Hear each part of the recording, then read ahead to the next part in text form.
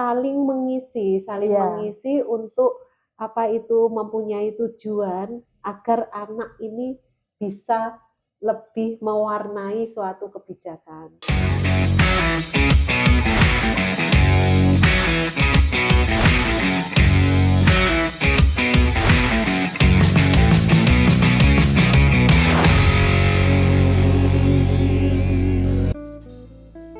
Assalamualaikum warahmatullahi wabarakatuh. Hai sahabat Bawaslu Kota Blitar, ketemu lagi dengan kita Sharing bareng Bawaslu, podcast Bawaslu Kota Blitar. Buat sahabat-sahabat Bawaslu yang baru gabung, pada saat ini kita kedatangan tamu istimewa, tamu yang luar biasa. Beliau konsen di isu politik, kebijakan publik, sekaligus advokasi disabilitas. Kita sapa beliau. Selamat siang Bu Indra. Ya, selamat siang. Ya. Beliau adalah Ibu Indra Kurniawati, SPT MSOS, analisis kebijakan, ahli muda bidang politik dalam negeri dan organisasi masyarakat, Bakesbangpol Kota Blitar. Beliau juga sebagai Dewan Pertimbangan Perkumpulan Penyandang Disabilitas Kota Blitar. Hebat sekali. Selamat datang Ibu, selamat datang di podcast Bawaslu Kota Blitar. Seadanya saja nih Bu. Apa kabar Bu hari ini? Baik sekali Mbak. Nggih, alhamdulillah. Sebelum ke topik utama, mungkin boleh Bu Indra untuk menyapa sahabat-sahabat Bawaslu di seluruh Nusantara, mungkin di belahan dunia. Monggo. Selamat sore seluruh sahabat Bawaslu di Indonesia dan khususnya di Kota Blitar. Perkenalkan, saya Indra Kurniawati. Sehari-hari saya sebagai salah satu ASN di pemerintah Kota Blitar yang bertugas di Bakesbangpol Kota Blitar, dan kebetulan saya sebagai Dewan Pertimbangan dari Perkumpulan Penyandang Disabilitas Kota Blitar. Jadi organisasi ini sebenarnya masih baru, walaupun prosesnya itu sudah lama sejak tahun 2021, namun legalitasnya kita peroleh baru di tahun 2025 bulan Januari kemarin. Jadi usia PPDI ini masih sekitar 1 tahun setengah. Apa sih yang membuat Bu Indra itu tertarik atau terjun di dunia disabilitas ini? Jadi pertanyaan yang bagus sekali. Jadi terkait disabilitas itu sebenarnya rasa empati itu sudah ada sebelumnya. Jadi sebelumnya ketika saya berdinas di Dispora, kebetulan pada saat itu ada Pak Budi sebagai pengurus MPCI. Jadi MPCI itu adalah olahraga untuk penyandang disabilitas. Dan saat itu beliaunya datang ke kantor dengan membawa atletik yang dia adalah tunanetra. Jadi dari situ saya mulai terketuk ketika kenapa ya kok fasilitas di kantor saya belum ramah disabilitas. Jadi ketika masuk harus dituntun dulu, padahal mungkin kalau dengan fasilitas yang ramah disabilitas bisa jalannya itu lebih smooth. Dari situ saya mulai terketuk, saya kok tergerak dengan para penyandang disabilitas. Padahal teman-teman disabilitas itu potensinya sangat luar biasa, dengan keterbatasan fisiknya, tapi mereka mempunyai semangat dan effort yang luar biasa.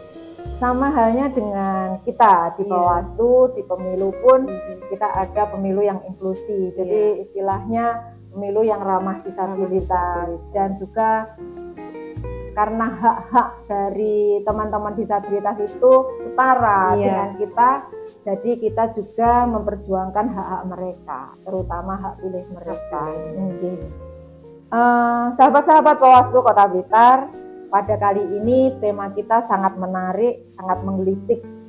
Demokrasi tanpa anak. Eh, Tidak hanya teman-teman, mungkin saya pun juga terkejut, kok demokrasi tanpa anak. Sebenarnya apa sih yang membuat Bu Indra mengambil tema ini dan kepikiran banget dengan tema ini? Kira-kira apa ya, Bu? Jadi terkait dengan tema demokrasi tanpa anak ini sebenarnya erat kaitannya dengan Hari Anak Indonesia yang kemarin dilaksanakan pada tanggal 23 Juli. Jadi dari sini kita di forum, sebenarnya kita kan punya forum literasi. Jadi di forum literasi itu kita mengangkat tema ini, demokrasi tanpa anak. Jadi kalau dari istilah demokrasi sendiri itu kan sesuatu dari rakyat, oleh rakyat dan untuk rakyat. Jadi untuk penjelasan rakyat itu kan dari segala usia, oleh sebab itu di event Hari Anak ini kita menggelitik audiens dengan istilah demokrasi tanpa anak, di mana partisipasi anak di sini belum mewarnai pengambilan suatu keputusan atau kebijakan publik. Jadi hal itu yang menggelitik kita untuk mengangkat tema demokrasi tanpa anak. Iya. Dalam pengambilan keputusan biasanya memang pelibatan anak jarang sekali terjadi. Dalam kegiatan sehari-hari pun seperti itu, nggih. Iya. Apa sih yang menjadi pemikiran atau hal yang membuat Bu Indra itu mengangkat tema ini? Apakah ada kaitannya dengan paradok demokrasi ataukah dengan jumlah anak yang ada di Indonesia atau apa ini kira-kira? Jadi tema itu tidak serta-merta karena kita berangkat dari data. Kalau data di Indonesia ada sekitar 79.000 anak, berarti jumlahnya yang fantastis dilihat dari populasi penduduk Indonesia 260 juta. Jadi demikian juga ketika dikomparasi dengan data yang ada di Kota Blitar, jumlah anak itu ada sekitar 100, kalau ini dari data 11.470 dari total populasi 162.000. Jadi di situ kan jumlah anak itu sekitar 7% dari populasi. Lah anak di sini kita klasifikasi lagi ke irisan yang lebih lebih rigid, yaitu menurut Undang-Undang 35 tahun 2014 yang memberikan limitasi terkait dengan partisipasi anak berada di rentang usia 17 dan 19 tahun, dan tentunya limitasi ini sinkron dengan di Undang-Undang Pemilu. Jadi pemilih itu berusia 17 tahun. Jadi yang sudah dianggap matang untuk mengambil suatu keputusan seperti itu. Kalau di pemilu namanya pemilih pemula. Pemilih yang baru pertama kali memilih itu biasanya di rentang usia 17. Mulainya kan 17 ya Bu ya. Jadi kalau misalnya anak yang sekarang usianya 17 tahun 2029 mungkin sudah sekitar 27, 28, 29 sekitar 20 tahun. Itu kan sudah sebagai pemilih pemula juga. Kalau masa sekarang, masa non tahapan begini kan masa-masa di mana kita bersosialisasi untuk partisipasi anak, terutama pemilih pemula. Kalau di lingkup anak, apakah ada suatu forum untuk anak-anak itu? Jadi kan biasanya kan kalau anak itu tanpa ada forumnya, dia tidak akan bisa leluasa untuk mengeluarkan pendapatnya. Apakah ada forum seperti itu?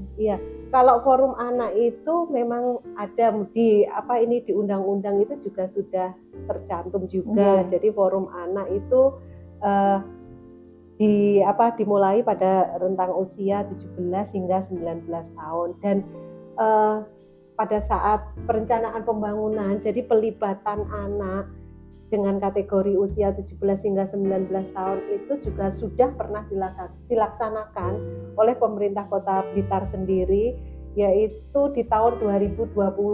Tahun 2020 itu pemerintah Kota Blitar pernah melaksanakan musrenbang tematik. Tematik. Jadi musrenbang tematik, musrenbang anak pada saat itu.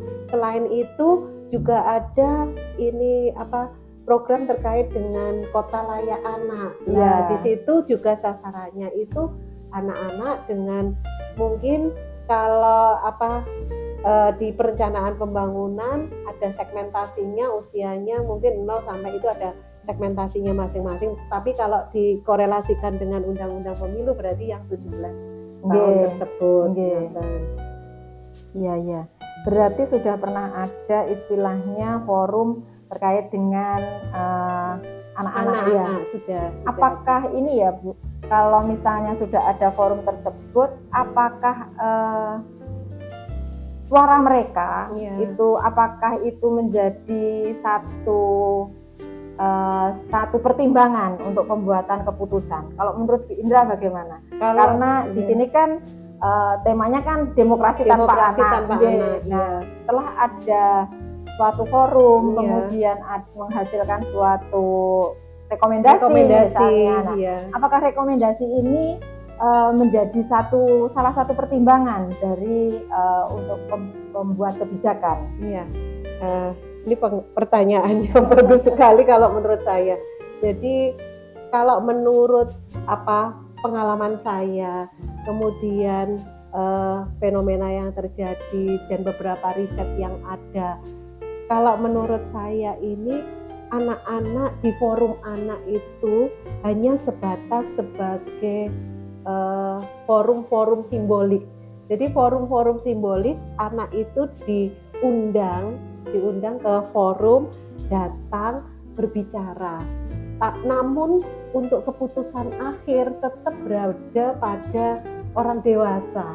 Jadi kebijakan-kebijakan yang dihasilkan itu belum mereplikasikan dari kebutuhan dan menjawab permasalahan anak-anak. Jadi kebijakan yang dihasilkan masih kontradiktif dengan fakta yang ada di lapangan. Kalau menurut saya seperti itu.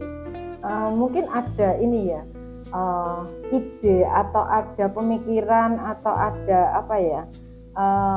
harusnya gini sih gitu ya dari Bu Indra. Mungkin kalau menurut Bu Indra, hal seperti apa sih yang bisa kita lakukan terkait dengan ini, terkait dengan anak-anak? Misalnya harus seperti apa gitu? Jadi terkait dengan permasalahan anak, karena namanya partisipasi itu kan tidak serta-merta. Kita perlu berproses. Jadi berprosesnya melalui edukasi dulu, edukasi mungkin dari lingkungan keluarga terlebih dahulu. Jadi dari lingkungan keluarga, anak dibiasakan terbuka untuk menyampaikan pendapat. Jadi anak tidak hanya didikte oleh orang tua, namun juga diberi kesempatan untuk menyalurkan pendapat aspirasinya ke orang tuanya. Kemudian di tingkat yang lebih tinggi mungkin di sekolah nanti bisa di lingkungan kelas dulu mungkin pelibatan di dalam pembentukan pengurus kelas seperti itu. Kemudian naik di level sekolah mungkin menjadi pengurus OSIS. Nah, dari situ step-step seperti itu terus kita merujuk kepada kebijakan yang ada di pusat, mungkin keterkaitannya dengan Astacita. Jadi Astacita ini kan sebenarnya pengejawantahan dari SDGs, tujuan pembangunan berkelanjutan. Jadi SDGs itu di pilar keempat itu terkait dengan pendidikan. Kemudian yang kelima itu terkait dengan gender. Jadi anak itu sebenarnya bagian dari gender juga. Jadi dari situ mungkin permasalahan-permasalahan apa yang merujuk kepada tujuan pembangunan berkelanjutan yang ada korelasinya dengan anak dilibatkan. Mungkin masukannya apa? Jadi masukannya apa nanti bisa diberikan kepada pemangku kepentingan untuk diambil suatu kebijakan. Kalau menurut saya seperti itu. Jadi ada step by stepnya, ada prosesnya. Untuk seperti ini kan tidak bisa dalam jangka waktu yang singkat juga. Iya. Mungkin ada perlu ada semacam sosialisasi. Ya terkait dengan kebutuhan anak, kemudian pemikiran anak. Kalau misalnya di kepemiluan, kita kaitkan dengan kepemiluan kan, untuk pemilih pemula itu kita sering mengadakan sosialisasi juga, betul, terkait dengan pengawasan partisipatif, terkait dengan pemilih, harus menjadi pemilih yang cerdas, gitu ya.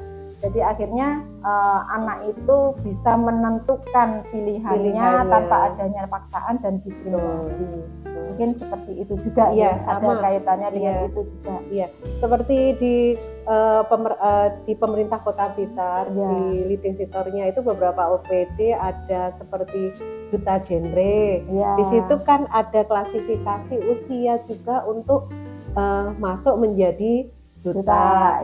Terus ada juga yang di leading sama Dispora Pemuda Keren. Jadi kita jangan hanya ambil simbolis atau euforia dari duta-duta itu, tapi di dalamnya itu kan harus kita gain, yaitu tujuannya itu sebenarnya apa. Jadi anak-anak yang dibentuk menjadi duta ini benar-benar bisa mewakili anak-anak atau pemuda yang lainnya yang tidak masuk di dalam duta-duta itu tadi. Jadi mungkin nanti ada kebijakan yang mungkin terkait dengan pemuda gitu. Pemuda kan juga dikategorikan sebagai anak karena di rentang usia 17-18. Nanti kebijakannya itu bagaimana. Jadi kebijakan itu ketika diterapkan itu benar-benar sesuai dengan sasarannya, seperti itu. Sesuai dengan kebutuhan anak. Kalau dari semua yang kita obrolkan tadi, kira-kira ada satu hal yang bisa kita petik dari sini bahwa anak itu mempunyai hak untuk bersuara, mempunyai hak untuk didengar, mempunyai hak untuk dimengerti, dan itu bisa dimulai dari lingkup keluarga lebih dahulu. Kemudian dari keluarga sampai ke sekolah, kemudian ke masyarakat. Betul. Jadi di masyarakat itu kan seperti tadi ada levelingnya, ada tingkatan untuk menyalurkan aspirasinya, musrenbang, forum anak. Jadi forum anak itu kan mungkin level yang lebih tinggi. Jadi setelah step-step itu dilalui. Mungkin perlu ini Bu ya, mungkin perlu mengaktifkan forum anak itu secara masif. Jadi jadi anak-anak itu mempunyai wadah sehingga dia bisa berpendapat, dia bisa menyumbangkan buah pikirannya untuk kebijakan-kebijakan. Betul. Dan tugas ini untuk mengedukasi anak, sosialisasi itu tidak tertumpu pada satu perangkat daerah. Bisa saling berkolaborasi seperti saat ini kayak Bawaslu sama Bagas Bangpol, terus kemudian sama organisasi-organisasi masyarakat, dan juga nanti bisa bekerja sama dengan KPU, dengan sekolahan. Jadi saling mengisi untuk mempunyai tujuan agar anak ini bisa lebih mewarnai suatu kebijakan. Siap. Sangat kita nantikan kalau kita dari Bawaslu. Kita sangat terbuka untuk kolaborasi dan bekerja sama terkait dengan edukasi. Apalagi anak-anak ini kan sebagai pemilih pemula ini, kalau di pemilu yang akan datang pasti akan sangat banyak gitu ya. Sangat banyak. Dan itu menentukan suara yang Iya. didapat pada saat pemilu nanti. Iya. Ya, sebagai penentu dari siapa-siapa sih dari nanti pemimpin-pemimpin baru yang akan ada, Iya, gitu kan. betul. Oke. Itu kita harapkan juga bahwa anak-anak ini mau berpartisipasi secara aktif, juga kemudian smart, ya. Jadi pinter dalam arti tanpa tekanan dan tanpa diskriminasi, memilih sesuai dengan hati nurani. Itu kalau dalam pemilu ya. Pemilu, iya, betul. Oke. Dengan terkait itu mungkin ada statement dari atau pesan dari Bu Indra untuk yang bisa disampaikan kepada sahabat-sahabat Bawaslu yang ada di Kota Blitar khususnya atau di Indonesia. Iya, baiklah. Sedikit pesan, yaitu mungkin bisa nanti bisa memberikan masukan mungkin untuk pemerintah Kota Blitar sendiri dalam hal ini, dan mungkin untuk sahabat-sahabat pemilih gitu ya. Jadi demokrasi yang matang bukan diukur dari banyaknya suara yang terdengar, tetapi dari banyaknya kehidupan yang berubah karena suara itu didengar. Saya kira itu aja mungkin. Terima kasih. Iya. Inilah sahabat-sahabat Bawaslu, apa yang kita obrolkan dengan tamu kita yang istimewa pada hari ini. Kita harapkan acara hari ini lebih banyak memberi manfaat kepada sahabat-sahabat Bawaslu. Terima kasih Bu Indra sudah ngobrol bareng sama kita, sudah sharing, sudah memberikan banyak sekali ilmu untuk kita, dan semoga itu juga bermanfaat bagi kita semua. Sahabat Bawaslu, demikianlah sharing bareng Bawaslu pada hari ini. Nantikan next episode yang akan datang. Wassalamualaikum warahmatullahi wabarakatuh.